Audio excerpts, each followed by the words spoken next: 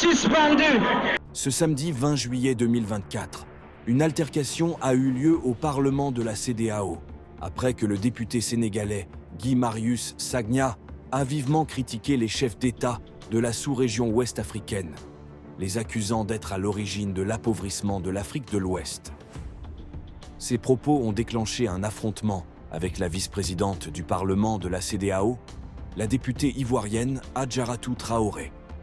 Récemment élue deuxième vice-présidente du Parlement de la CEDEAO, Adjaratou Traoré est également la chef de la délégation des parlementaires ivoiriens à la CEDEAO.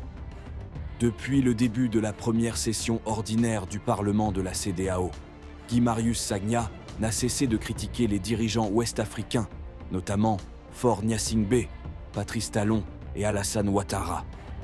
Ces critiques ont culminé dans un affrontement direct avec Adjaratou Traoré, vice-présidente du Parlement. L'honorable Guy Marius Sagna. Merci beaucoup Madame la Présidente, chers collègues, bonjour. Merci au PNUD qui nous a fait un bon exposé avec des éléments très importants, très intéressants, que je trouve fiables. Le PNUD peut avoir d'excellents chiffres, mais la vision politique du PNUD est mauvaise, est catastrophique. Si les chiffres du PNUD, je peux avoir du respect pour eux, je n'ai aucun respect pour la vision du PNUD. Et je vais vous dire pourquoi. Le titre du document que vous nous avez présenté, c'est « État des lieux, pauvreté et inégalité en Afrique de l'Ouest ». En réalité, le titre devrait être « État des lieux, appauvrissement et non pauvreté ». Appauvrissement et inégalité en Afrique de l'Ouest. Tant que le PNUD va continuer à dire pauvreté, le PNUD en réalité n'est pas dans une perspective de soutenir la sortie du sous-développement. C'est appauvrissement. Nous sommes les pays les plus riches de la planète Terre. Tant que les gens diront que l'Afrique de l'Ouest est pauvre, ça veut dire que ces gens-là font partie du problème. C'est appauvrissement. Mais pourquoi vous n'osez pas dire appauvrissement? Parce que qui a appauvri l'Afrique? Ce sont nos présidents. Et vous ne voulez pas fâcher nos présidents. Vous ne voulez pas que l'Afrique soit... Chers collègues, contrôlez votre langage. Contrôlez votre langage. Qui a appauvri l'Afrique? Ce sont nos chefs d'État. Contrôlez votre langage, sinon je vous retire la parole. Maintenant, je veux que vous mettiez. Qu'est-ce qui est à contrôler? C'est le fait que j'ai dit que ce sont nos chefs d'État qui ont appauvri l'Afrique. Comme ça, je vais changer. Mais qui a dit oui? Qui a dit oui? Ok.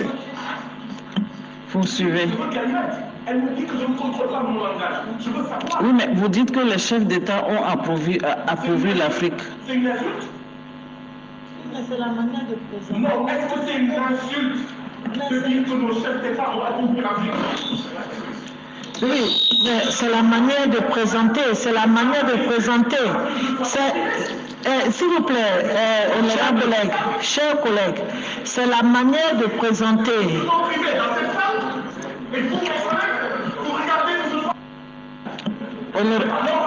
S'il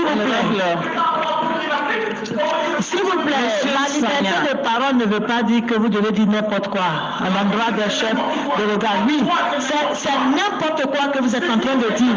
Mais c'est vous qui êtes plus n'importe quoi que qui que ce soit. Vous êtes n'importe quoi. Vous êtes n'importe quoi. Vous devez contrôler ce que vous avez à dire. Vous devez contrôler. Vous ne pouvez pas vous adresser au chef d'État. Ce ne sont pas vos amis. Vous ne pouvez pas vous adresser au chef d'État n'importe comment. Je ne suis pas d'accord. Je ne suis pas d'accord. Vous devez tout droit. Nous avons l'obligation de la parlementaire tout droit. Vous ne pouvez pas vous adresser au chef d'État n'importe comment. Qu'est-ce que ça veut dire? Attendez, My phone is...